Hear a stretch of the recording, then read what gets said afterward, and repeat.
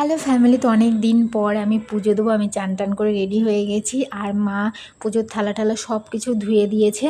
তো মাম্মা হলো মায়ের কোলে আছে। আজকে ঠাকুরের আসনের সব কাপড়গুলো আমি চেঞ্জ করছি। তো অনেক দিন পুজো দিই না, তো মনটা একদমই ভালো লাগছিলো না। তো মাকে আজকে বললাম যে মা তুমি সব গুছিয়ে দাও, আমি পুজোটা আজকে আমি দেবো। আর আমি মাম্মাকে প্রথম ঘুম পাড়িয়েছিলাম, কিন্তু ও উঠে গেছে। ওর জাস্ট 5 থেকে 10 মিনিটের ঘুম হয়।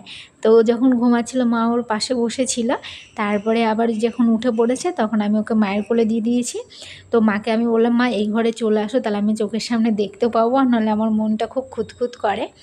তো আমি এই যে দেখো এখানে পুজোর থালা ঠালা সব ধুয়ে গুছিয়ে নিয়েছি, আর আমি এখন গপুকে চান করিয়ে দিচ্ছি। আর গপু আজকে হলো এই ড্রেসটা পরবে। তো পুজো টুজো দেওয়ার পর ভাত টাত খাওয়া দাওয়ার পরে আমি মাম্মাকে কোলে নিয়ে ঘুরছিলাম, তারপর ওকে খাইয়ে দিয়েছি।